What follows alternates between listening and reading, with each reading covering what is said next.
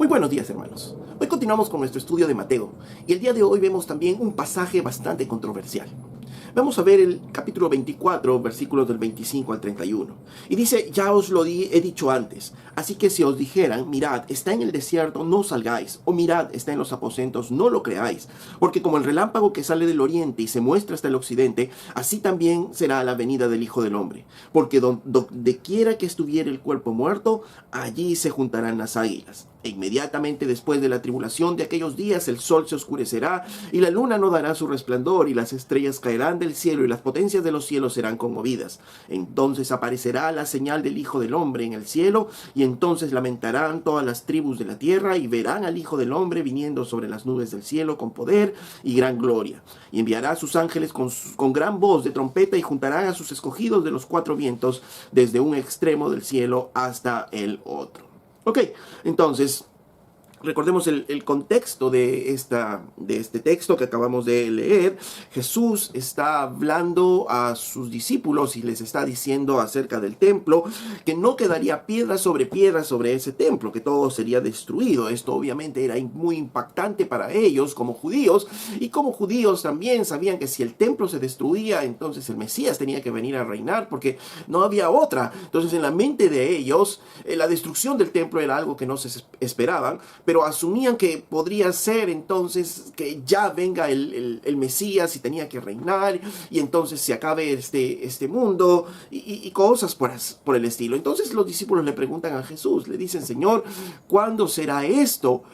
¿Cuáles serán las señales de tu venida y cuáles serán las señales del fin de los tiempos? Entonces es en base a estas tres preguntas que Jesús va a responder justamente esto, pero Jesús no responde a sus preguntas para satisfacer la curiosidad de ellos, ni la curiosidad nuestra para saber el cuándo, sino para advertirles a ellos acerca de los peligros alrededor de estos eventos y también advertirnos a nosotros acerca de los peligros que hay alrededor justamente de todos estos eventos. Y lo primero les advierte que en general se levantarán muchos alborotadores, muchos mentirosos, muchos charlatanes que van a usar las guerras, las enfermedades, el hambre, para alborotar a todas las personas, para turbar sus corazones, para confundir sus corazones, para confundir los corazones del creyente. Pero el Señor dice que no se dejen engañar, porque esto solo es principio de dolores. Entonces, ni las guerras, ni las hambrunas, ni las pestes o enfermedades, ni los terremotos, nada de eso es señal de que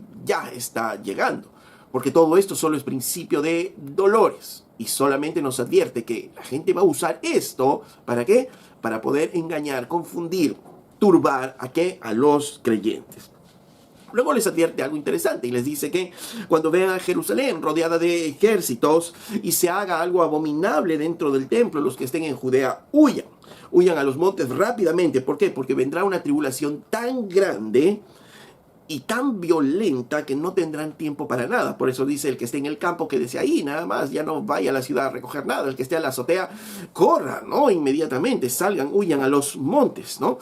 Y aprovechando esta situación de tribulación, Jesucristo dice que vendrán nuevamente engañadores diciendo, ahí está el Cristo. Otros dirán, no, está por acá, pero no les crean. Aún dice, hará grandes señales, prodigios, milagros para tratar de engañarles, para tratar de alborotarles, para tratar de turbar sus corazones, pero no se dejen engañar. Así como en los tiempos de los discípulos, en los tiempos finales también se levantarán esos mismos engañadores, que aprovechando el anhelo del pueblo de Dios de esperar la venida del Señor, la ignorancia en otras ocasiones también del pueblo de Dios de esperar la venida del Señor de una manera, tratarán de confundir al pueblo y tratarán de alborotar sus corazones, ¿no? Se levantarán muchos charlatanes con respecto a eso, y ya no usando solo las guerras, los terremotos, las enfermedades o las hambrunas, sino usando señales y prodigios también aún para nuestro tiempo. Y dirán a las personas, Jesús ya vino, ¿no? Y algunos dirán, está en el desierto. ahí está en el desierto. Y otros dirán de repente, no, está en un lugar alejado. Otros dirán, está escondido, está oculto en sus aposentos, está oculto dentro de una determinada organización. Pero Jesús dijo frente a esto, no les creáis, no les creáis. Volvemos entonces al texto y dice, ya os lo he dicho antes, así que si os dijeren, mirad, está en el desierto, no salgáis, o mirad, está en los aposentos, no le creáis, ¿no? Entonces dice, alrededor de esto, alrededor del fin de los tiempos, se van a levantar alborotadores. Habíamos dicho que la porción del texto que leímos acerca de usando la profecía de Daniel, nos hablaba acerca de la destrucción del templo, pero también tenía una proyección hacia el futuro, hablándonos de la gran tribulación. Entonces también la Biblia nos habla de una tribulación en toda la humanidad, una tribulación postrera, donde va a haber persecución también para los creyentes. Pero en medio de eso dice que vendrán también muchos falsos cristos y diciendo que, mira, ya llegó, ya viene el Cristo, salgan al desierto, salgan a verlo, está en ese lugar. Y otros dirán, miren, está en sus aposentos, estará oculto en una organización, está oculto, pero él ya vino. Pero Jesús les dice, no les creáis eso, no creáis que el Cristo ya vino, no creáis eso. ¿Por qué? Dice en el verso 27, porque como relámpago que sale del oriente y se muestra hasta el occidente, así también será la venida del Hijo del Hombre. Entonces, lo que Cristo quiere advertir aquí, ¿qué es? Es que la venida de Él no va a ser una venida oculta, secreta, como fue la primera venida. La primera venida, recordemos que fue en una pequeña aldea de Belén, ¿no? Nació el Señor, él fue creciendo, después huyó a Egipto, después fue creciendo en Nazaret y poco a poco se fue manifestando. Entonces algunos veían y decían, sí, ese es el Mesías, ese es el Cristo, y comenzaban a reconocerle a él, pero así no será la segunda venida, es lo que dice el Señor. Entonces si alguien dice, miren, está en el desierto, no les creas, miren, está en ese lugar, está en ese país, ahí ya vino el Señor, no les creas. Y después dices, pero si alguno también dice, mira, está metido, está oculto, ya vino el Señor, pero todavía está oculto, porque está formando una organización, porque todavía está preparando a sus nuevos discípulos. No les creas nada de eso, no creas que el Señor ya vino. ¿Por qué? Y el Señor dice, porque su venida será como el relámpago que sale del oriente y se muestra hasta el occidente, y así será también la venida del Hijo del Hombre. ¿Por qué? Porque la venida del Hijo del Hombre será como un relámpago que sale del oriente y se muestra hasta el occidente. Lo primero que nos muestra ahí que su venida será súbita, como un relámpago, ¿no? Como un relámpago que resuena y vemos en el cielo. De manera que todos podrán verlo, dice, porque como relámpago que sale del oriente y se muestra hasta el occidente, entonces él podrá ser visto por todos. Entonces no estará escondido, estará metido en el desierto, no estará escondido en una habitación, sino va a aparecer así como en el cielo aparece el relámpago, así como un relámpago que se produce en el cielo e ilumina de un punto hasta otro punto. Así será de visible la manifestación del Hijo del Hombre en su segunda venida. Por tanto, lo que Jesús nos está diciendo es que la aparición del verdadero Cristo será repentina y será que manifiesta a todos como un relámpago. Entonces, no es necesario ver a otro lugar, no tienes que mirar al desierto, no tienes que mirar una organización, no tienes que mirar lugares ocultos, sino mira al cielo, de donde los creyentes esperamos el regreso de nuestro Señor. Y esto afirman las Escrituras, justamente. Veamos algunas escrituras. Dice en Primera de Tesalonicenses, capítulo 1, verso 10, dice, y esperar de los cielos a su Hijo, al cual resucitó de los muertos, a Jesús, a quien nos libra de la ira venidera, ¿no? Y esperar de los cielos a Jesús. Esperamos de los cielos, no de una organización, no que esté en un país determinado, no que se haya levantado en un lugar, sino que esperamos de los cielos a Jesús, la manifestación del Señor. Apocalipsis 1:7 dice, he aquí que viene con las nubes, y todo ojo le verá, y los que lo traspasaron, y todos los linajes de la tierra harán lamentación por él. Sí, amén. Dice que él viene con las nubes y todo ojo le verá, ¿no? Todo ojo le verá. Él no está escondido en una organización, no está en un determinado país. No, cuando él viene, dice todo ojo le verá. Hechos capítulo 1, verso 10, dice, y estando ellos con los ojos puestos en el cielo, entre tanto que él se iba, y aquí se pusieron junto a ellos dos varones con vestiduras blancas, los cuales también les dijeron a ellos, varones galileos, ¿por qué estáis mirando al cielo? Este mismo Jesús que ha sido tomado de vosotros al cielo, así vendrá como le habéis visto ir al cielo, ¿no? Así vendrá él de los cielos. Claramente las Escrituras nos dicen que él viene de los cielos, y su venida será vista por todo ojo, y todo el mundo entenderá y conocerá que Jesucristo viene. No es que Él va a venir y solo los creyentes lo vamos a reconocer, no, sino cuando Él venga, dice, todo ojo le verá. E inclusive dice que muchos que llorarán, ¿no? Aún los que le traspasaron, como dice esa escritura que vimos en Apocalipsis. ¿Ok? Aún los que les traspasaron de todos los linajes de la tierra le verán al Señor.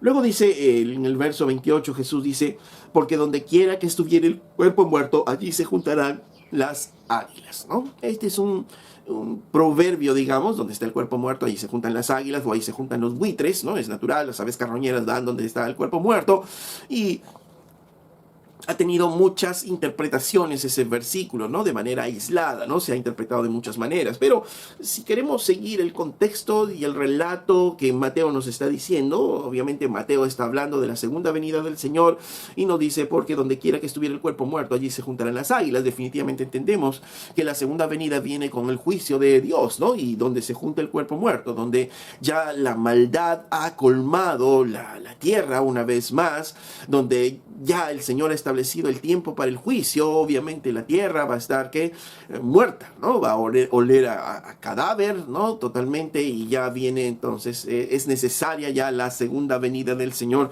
para establecer su juicio, ¿no? Eso es lo más probable que podría estar diciendo a la luz del contexto, pero como digo, seguramente vamos a encontrar diferentes interpretaciones acerca de este versículo, ¿no? Como alguien decía, ¿no? Cuando moral y espiritualmente este mundo se ha degenerado al punto de ser un cuerpo muerto, entonces, y no antes, vendrá Cristo para condenar a este mundo, entonces su venida será una necesidad divina. Ok, entonces Jesús sigue hablando. Recordemos que les está contestando a la pregunta de ¿y cuáles serán las señales de tu venida? ¿Cuándo será esto? Y Jesús les responde y les advierte, cuidado, habrá muchos engañadores. Comienza diciendo eso. Y ahora, respecto a su venida, dice, cuidado, que ustedes les van a querer engañar y les van a decir, ya vino acá, ya está aquí. E inclusive usarán muchas señales, muchos prodigios para poder engañar a los escogidos de Dios. Pero ustedes no se deben dejar engañar. ¿Por qué? Porque ya el Señor mismo nos está advirtiendo. Verso 29. E inmediatamente después de la tribulación de aquellos días, el sol se oscurecerá, la luna no dará su resplandor, y las estrellas caerán del cielo, y las potencias de los cielos serán conmovidas. Entonces aparecerá la señal del Hijo del Hombre en el cielo, y entonces lamentarán todas las tribus de la tierra, y verán al Hijo del Hombre viniendo sobre las nubes con poder y gran gloria. Dice, inmediatamente después de la tribulación de aquellos días. Decíamos al inicio o recordábamos al inicio que el pasaje anterior que vimos cuando nos hablaba acerca de Daniel y podíamos entender que esto se refería a la tribulación que iba a sufrir Jerusalén. Decíamos también que tenía una proyección hacia el futuro, que no podíamos negar esa proyección al futuro, y esa proyección justamente nos habla también de lo que Apocalipsis nos habla después como la gran tribulación. Una situación en la cual no solo Jerusalén, sino todo el mundo va a padecer, ¿no? Va a padecer el mundo, y esta tribulación, ¿no? Que va a sentirse en medio de la humanidad va a tener un punto de culminación. Inmediatamente después de esta tribulación, dice, que es lo que va a durar pocos días, ¿no? Dice el Señor, por causa de los escogidos. ¿Ok? Entonces, ¿qué es lo que acontecerá? Dice, inmediatamente después de esta tribulación, el sol se oscurecerá, la luna no dará su resplandor, las estrellas caerán del cielo, ¿no? Entonces, en medio de esta situación, recuerden, van a surgir engañadores. En medio de esta tribulación, en medio de esta confusión, en medio de esta maldad que ha aumentado grandemente, vendrán muchos engañadores diciendo Jesús ya vino. Pero recuerden, Jesús dijo, no, su venida va a ser visible. Va a ser visible como el relámpago que se pone de oriente hasta occidente. Pero también nos dice que su llegada va a estar precedida ¿de qué? De grandes cambios en la naturaleza, de grandes cambios en la misma creación. Y habrá, dice, una gran oscuridad en todo el mundo. O sea, su venida va a ser precedida por una gran oscuridad en todo el mundo. Si queremos llamarlo un gran eclipse en todo el mundo, ¿no? Dice, el sol se oscurecerá, la luna no dará su resplandor. las estrellas de los cielos caerán, y las potencias de los cielos serán conmovidas. Mateo nos habla de 4 cosas, pero solo el hecho de que nos diga que el sol se oscurecerá, la luna no resplandecerá, ya nos habla de una oscuridad. Si el sol se oscurece, la luna no resplandece la luz solar, entonces va a haber una gran oscuridad en la tierra. Entonces, recordemos, nos está diciendo que va a haber una tribulación, va a haber una situación muy difícil en la humanidad. Pero inmediatamente, ¿qué va a ocurrir cuando ya termine ese periodo? Inmediatamente va a haber algunos cambios en la misma naturaleza, ¿no? Una oscuridad total. Inclusive dice, las estrellas de los cielos caerán y las potencias de los cielos serán conmovidas. Pedro lo expresa de una manera similar, ¿no? Veamos en 2 de Pedro capítulo 3 verso 10, dice: pero el día del Señor vendrá como ladrón en la noche, en el cual los cielos pasarán con grande estruendo, y los elementos ardiendo serán deshechos, y la tierra y las obras que en ella hay serán quemadas. Puesto que todas estas cosas han de ser deshechas, ¿cómo no debéis vosotros andar en santa y piadosa manera de vivir, esperando y apresurándoos para la venida del día de Dios, en el cual los cielos encendiéndose serán deshechos, y los elementos siendo quemados se fundirán? Pero nosotros esperamos, según sus promesas, cielos nuevos y tierra nueva, en los cuales mora la justicia. Entonces, claramente nos está diciendo Pedro que acerca de su segunda venida, donde todo va a cambiar finalmente, y esa es la respuesta justamente que Jesús da a sus discípulos, ¿no? ¿Cuándo va a ser esto? Entonces Jesús está diciendo que Él vendrá, pero inmediatamente después de la tribulación, y antes que Él venga, se darán todos estos sucesos, ¿no? Se va a oscurecer la luna, se va a oscurecer el sol, habrá grandes cambios en la naturaleza misma, que obviamente va a ser pavorosa para los que no creen en Él, pero los que están en Cristo entenderemos y conoceremos que ya Cristo, ya está viniendo Cristo, ya está viniendo el Señor, ¿no? Esta es la señal de que Él viene. Juan lo cuenta así en el libro de Apocalipsis. En Apocalipsis capítulo 6, verso 12, dice: miré cuando abrió el sexto sello, y aquí hubo un gran terremoto, y el sol se puso negro como tela de silicio, y la luna se volvió toda como sangre, ¿no? Se oscureció, y las estrellas del cielo cayeron sobre la tierra, como la higuera deja caer sus higos cuando es sacudida por un fuerte viento. Y el cielo se desvaneció como un pergamino que se enrolla, y todo monte y toda isla se removió de su lugar, y los reyes de la tierra, y los grandes, los ricos, los capitanes, los poderosos, y todo siervo y todo libre se escondieron en las cuevas y entre las peñas de los montes, y decían a los montes y a las peñas: caed sobre nosotros y escondednos del rostro de aquel que está sentado en el trono y de la ira del Cordero, porque el gran día de su ira ha llegado, y ¿quién podrá sostenerse en pie? Juan nos cuenta algo interesante, ¿no? Nos dice nuevamente que la venida del Señor va a ser vista por todos, ¿no?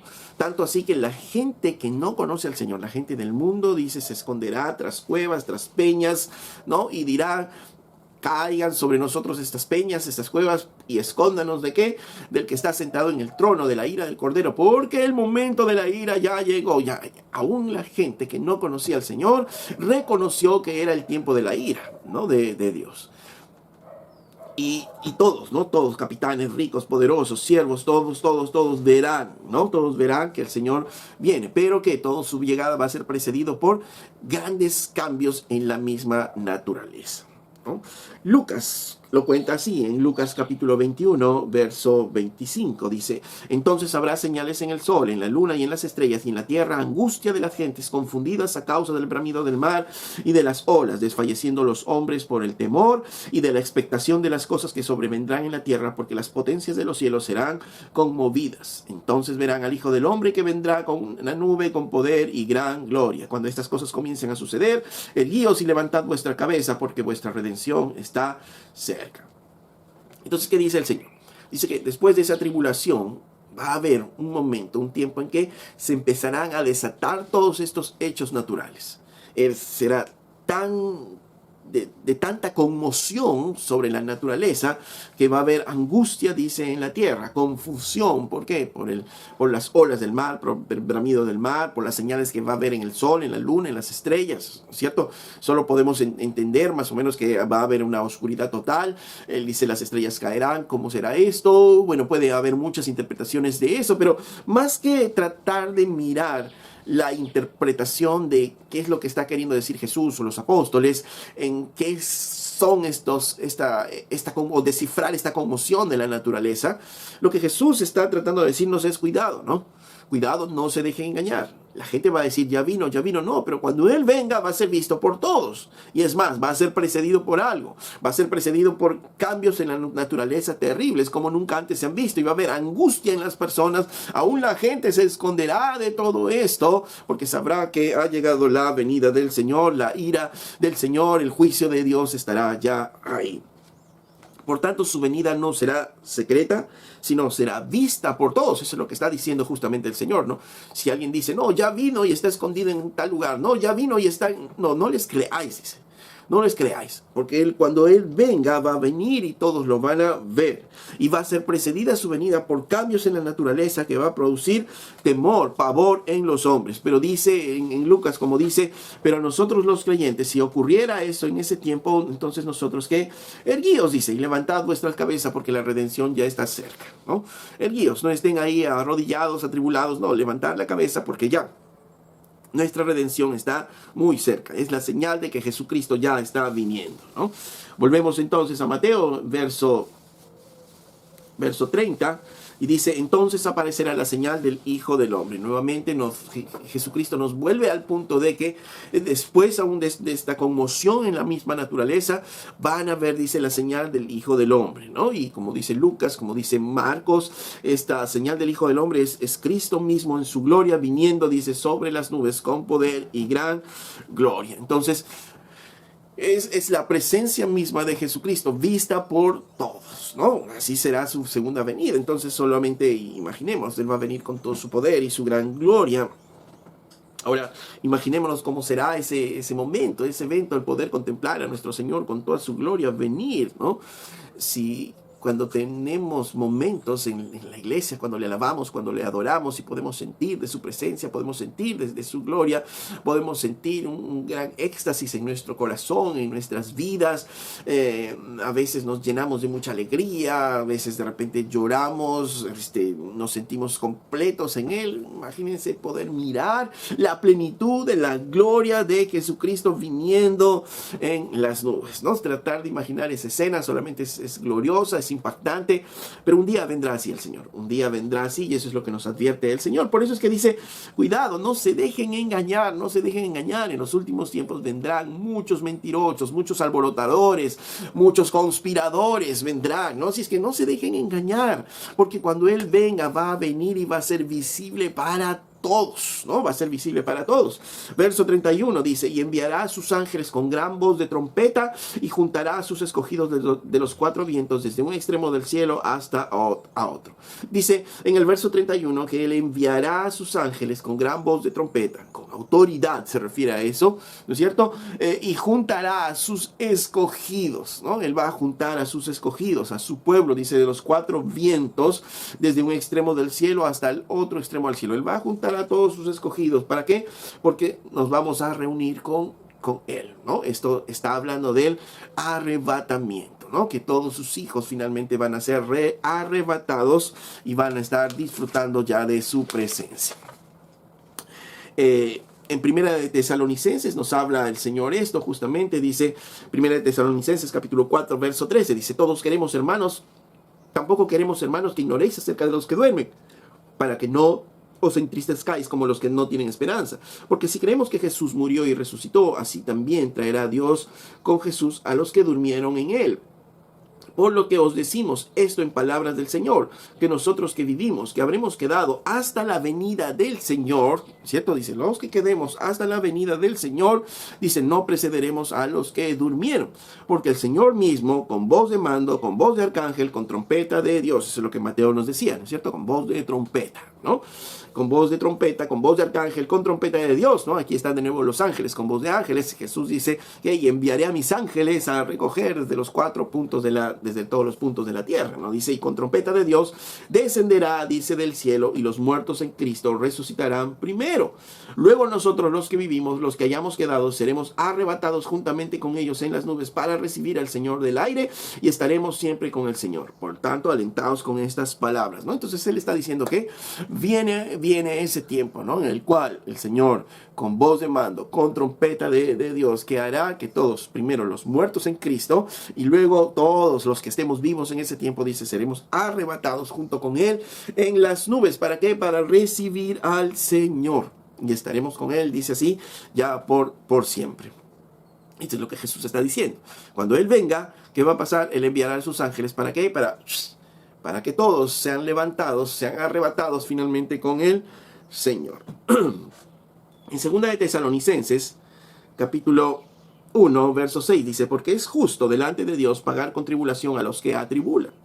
Y a vosotros que sois atribulados, daros reposo con nosotros cuando se manifieste el Señor Jesús desde el cielo con los ángeles de su poder. Nuevamente Jesús con los ángeles en llama de fuego para dar retribución a los que no conocieron a Dios ni obedecen al evangelio de nuestro Señor Jesucristo. ¿No es cierto? De nuevo va a separar ¿qué? La cizaña del trigo, ¿no? Entonces, los que no estén con el Señor, dice, con el fuego de su presencia, dice, los cuales, verso 9, sufrirán pena de eterna perdición, excluidos de la presencia del Señor y de la gloria de su poder, ¿no? Serán excluidos cuando venga en aquel día para ser glorificado en sus santos y ser admirado en todos los que lo creyeron, por cuanto nuestro testimonio ha sido creído entre vosotros. Dice, para ser glorificado en todos sus santos. ¿Cuándo ocurrirá esto? Que finalmente van a ser excluidos aquellos que no quieren reconocer a Cristo como Señor al final de los tiempos. ¿Y qué pasará con nosotros? Estaremos glorificándole al Señor todos los que le creyeron. Por lo cual, asimismo, oramos siempre por vosotros, para que nuestro Dios os tenga por dignos de su llamamiento y cumpla todo propósito de bondad y toda obra de fe con su poder, para que el nombre de nuestro Señor Jesucristo sea glorificado en vosotros y vosotros en Él, por la gracia de nuestro Dios y el Señor Jesucristo. Pero con respecto a la venida de nuestro Señor Jesucristo y nuestra reunión con Él nuevamente, el Señor viene y nos reunimos con Él. Os rogamos, hermanos, que no os dejéis mover fácilmente de nuestro modo de pensar. Otra vez, Pablo ahora advirtiendo, cuidado, que con esto van a querer muchos que movernos, van a querer muchos engañarnos, dice.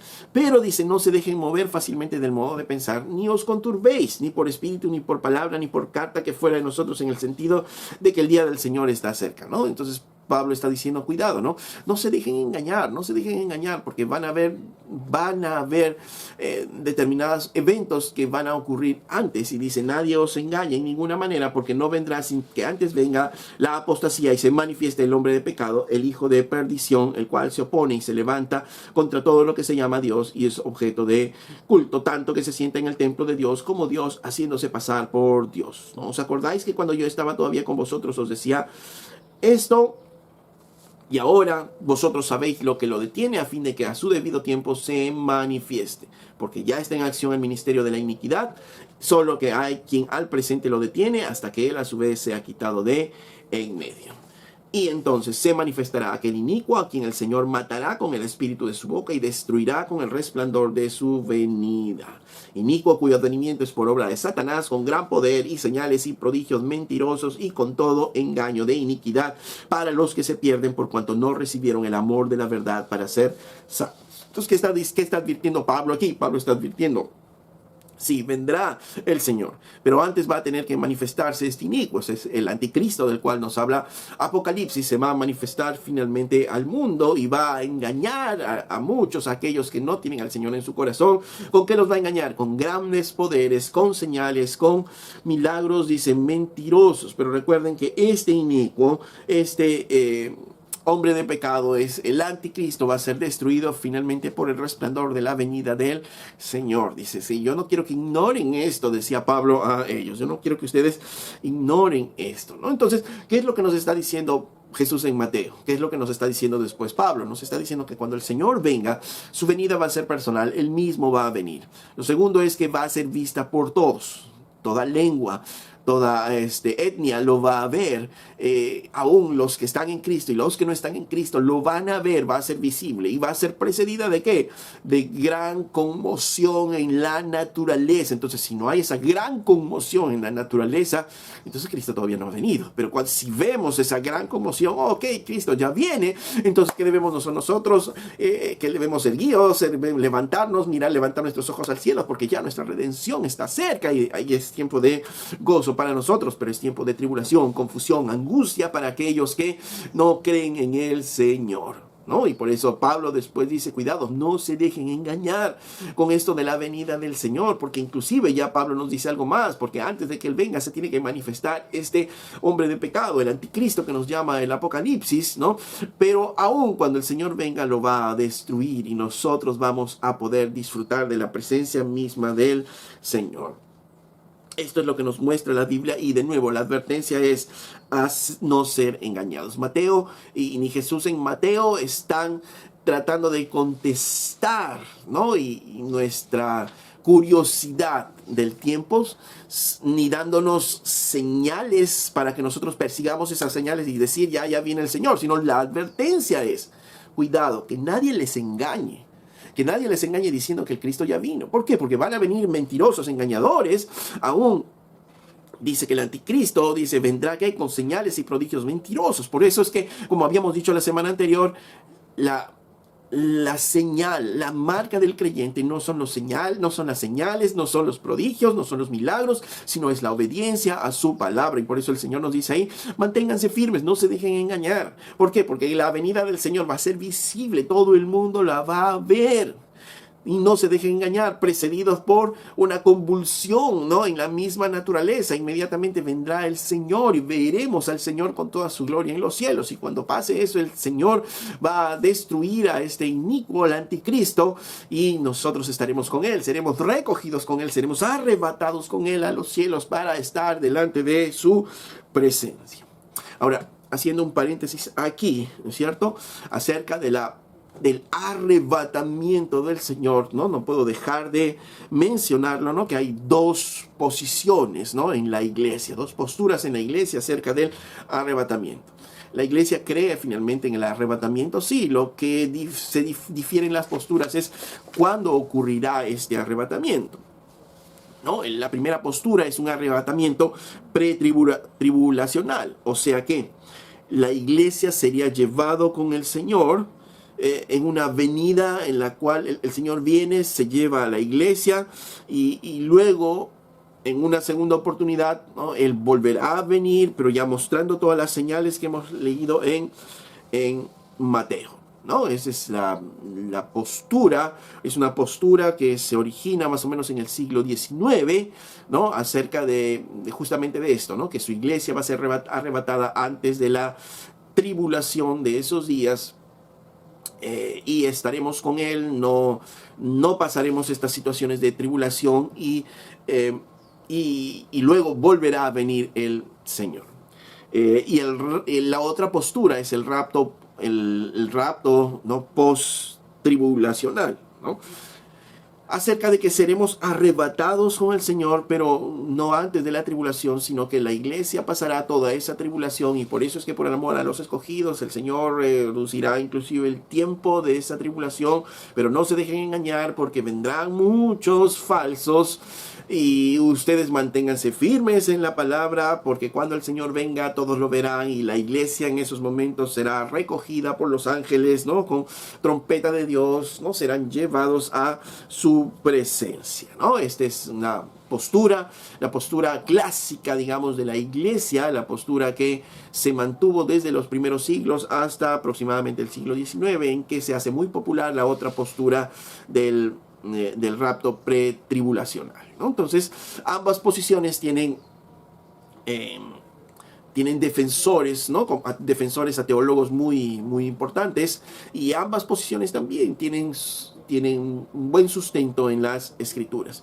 Pero más que el poder mirar si el arrebatamiento va a ser antes de la tribulación o después de la tribulación, al final eso no va a distinguirnos o no va a diferenciarnos finalmente las iglesias, pero no debemos olvidar que lo que estaba planteando Jesús en Mateo es recordarnos la esperanza que tenemos todos nosotros, la esperanza que tenemos en Cristo Jesús, sea antes de esa tribulación, o sea después de esa tribulación, la esperanza sigue en pie, y la esperanza es la misma para ambos, ¿no? Que Jesucristo vendrá por segunda vez aquí a la tierra y todo hombre lo verá. Toda, dice, carne lo va a ver. Dice en Tito, capítulo 2, verso 11, porque la gracia de Dios se ha manifestado para salvación a todos los hombres, enseñándonos que, renunciando a la impiedad y a los deseos mundanos, vivamos en este siglo sobria, justa y piadosamente, aguardando la esperanza bienaventurada y la manifestación gloriosa de nuestro gran Dios y Salvador Jesucristo, quien se dio a sí mismo por nosotros para redimirnos de toda iniquidad y purificar para sí un pueblo propio, celoso de buenas obras. Entonces, ¿qué dice? Que la gracia de Dios se ha manifestado para salvación a los hombres, enseñándonos que debemos renunciar a nuestros pecados, a nuestros deseos mundanos, y vivamos aquí como sobria, justa, piadosamente, pero aguardando la esperanza bienaventurada y la manifestación gloriosa de nuestro gran Dios Jesucristo. Entonces, ¿qué es lo que está diciendo? Que la gracia de Dios nos ha sido dada ¿para qué? Para salvación. El Señor perdonó nuestros pecados, pero Él quiere, esa gracia fue dada ¿para qué? Para vivir de una manera piadosa aquí en la tierra, aguardando la esperanza de la venida de nuestro Señor. Y esto debe motivar, el esperar el Evangelio, el esperar la venida del Señor, debe motivar realmente ¿qué? Nuestra predicación de la palabra. El esperar la venida del Señor debería hacernos más activos en la iglesia. El esperar la venida del Señor debería hacernos más activos en todas las cosas que hacemos, porque el Señor va a venir. Y imagínense si nos levantáramos todos los días pensando, el Señor viene hoy. El Señor viene hoy a este mundo, entonces voy a dedicar mi último día al Señor. Pero ¿por qué los cristianos a veces están más metidos en las cosas del mundo? Porque hemos perdido la esperanza de su venida. Porque finalmente nos engañaron y hemos perdido la esperanza de la venida del Señor. Es más, hay muchos hermanos que cuando hablamos acerca de la venida del Señor dicen, no hablemos de ese punto, no hablemos de ese tema, no vivamos el presente. Es que no podemos vivir el presente sin la esperanza de la venida del Señor. ¿Y esto por qué? Porque esto nos motiva a vivir con Él y esto nos motiva a estar con Él, ¿no? Y esto es muy importante para nosotros los creyentes. Es más, Pablo decía en 1 Tesalonicenses 4:18, recordemos que, por tanto, alentaos unos a otros con estas palabras, con la venida del Señor, con la reunión que tendremos con Él en el aire, aliéntense unos a otros, dice con estas palabras. Y yo te pregunto, ¿cuándo ha sido la última vez que hemos alentado a otro hermano en alguna circunstancia difícil con esto, con la venida del Señor? Y decirle, no te preocupes, ya el Señor viene. No te preocupes, hay una luz al final de todo esto. Jesucristo viene pronto, no te desalientes, Él viene pronto, Él va a destruir toda esta maldad y vamos a estar reunidos con Él. Muchas veces nos hemos dejado engañar y empezamos a pensar solo en las cosas de la tierra. Entonces, como un predicador decía, el problema no es pensar mucho en la venida del Señor, sino el problema es que nosotros los creyentes pensamos mucho en las cosas de la tierra. Pero el Señor advirtió en Mateo que Él volverá. No se dejen engañar. Cuidado, no pierdan esa esperanza de la venida del Señor. Y la venida del Señor será así, nadie se deje engañar, Nuevamente, está hablando de los últimos tiempos, de las señales de los últimos tiempos. Y el Señor está diciendo, no se dejen engañar por nadie. No se dejen alborotar, no se turbe vuestros corazones. Ni por sucesos humanos como guerras, enfermedades, terremotos, tribulaciones. No se dejen engañar por nada de eso, ni aún por las situaciones que puedan estar ocurriendo en el Medio Oriente, en Israel, acerca de la tribulación. Tampoco se dejen engañar por nada de eso, porque vendrán engañadores aún, dice, con señales, prodigios y milagros, y aún dirán, el Señor viene, el Señor ya vino. No se dejen engañar por nada de eso, porque cuando el Señor vendrá con todo su poder y gloria, lo veremos descender de los cielos y será visible para todo ojo, para toda etnia en el mundo. Si nos toca estar ahí, gloria a Dios, porque podemos ver esa escena tan maravillosa. Pero si ya no estamos aquí, si ya hemos muerto, dice también, no nos preocupemos, porque con voz de mando, con trompeta de Dios, primero los que estemos muertos, y resucitaremos y estaremos con Él, y todos nos reuniremos con Él, con nuestro Señor, a vivir las promesas que Dios nos ha dado a través de su palabra. Hermanos, no perdamos la esperanza de la venida del Señor. Volvamos a meditar en esto glorioso, en esto maravilloso, y no nos perdamos en detalles. No nos perdamos que si el sol cómo se oscurecerá, que si los cielos cómo se doblarán en un pergamino, que cómo será esa oscuridad. No nos perdamos en esos detalles, sino vayamos al punto, que es justamente la esperanza de la venida de nuestro Cristo. Esa esperanza que cambiaría nuestras vidas también diariamente. Amén. Si este video ha sido de bendición para tu vida, te pido que tú le des un me gusta al video y puedas compartir con otros este video. para poder seguir difundiendo la palabra de Dios a otras personas.